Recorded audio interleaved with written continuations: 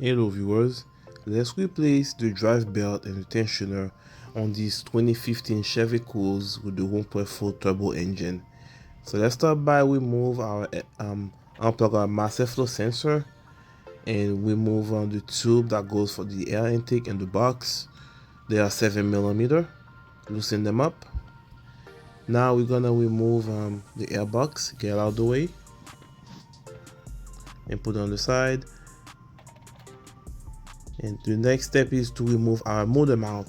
But before you remove your motor mount, you have to put a jack underneath the engine so you can support it. Okay, you need a piece of wood like this to separate the metal from to the oil pan.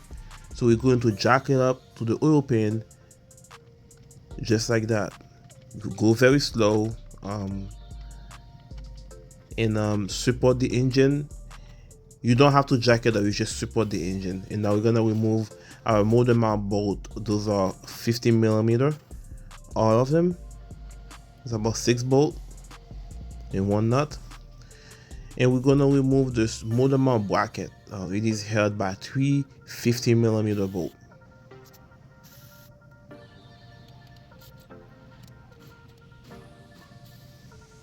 There you go.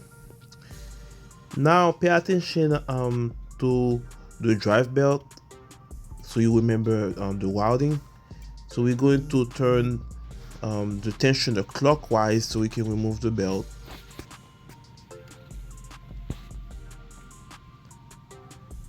There you go.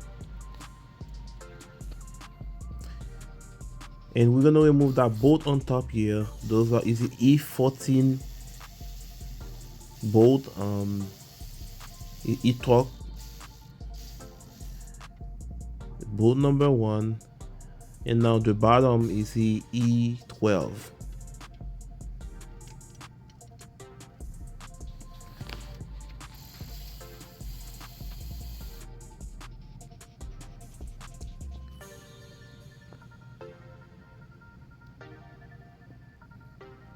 Pretty one out.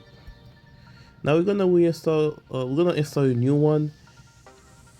It goes in. It's pretty easy. The only step you have to pay attention to is that there is a little bar that you have to remove in order to activate the tensioner. You pretty much have to turn the tensioner clockwise, right, and remove the pin. It's a pin, rather. You remove the pin with a plier or a vice grip. It's pretty tight, so you have to turn it. You need 2 hands to do this, so I couldn't really show it. It is the step I'm talking about. You're gonna turn it clockwise, and I'm gonna use a vice grip like this to pull it while I'm turning it. When I compress the spring all the way pretty much, and I'm gonna pull the pin out. And there you go. If I just rest in position now. And now I'm gonna install the belt. I couldn't really show you guys that part neither because I need 2 hands. And that tensioner, because it's new, it added more effort to compress it to put to install the new belt. And the belt is new also. We're gonna turn it clockwise once again using a E14 socket. There you go. Good. Now I'm making sure the belt is fully seated in the grooves. Good. And it's pretty much the reverse of removal. Install, put everything back in, and that's it, guys.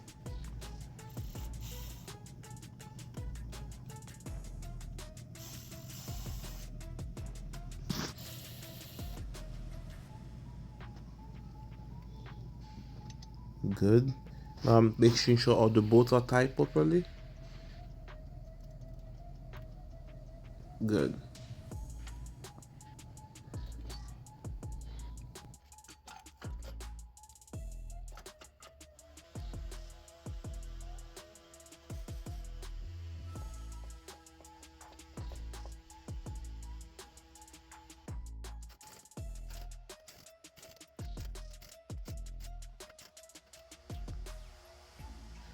Now we're ready to take the jack off.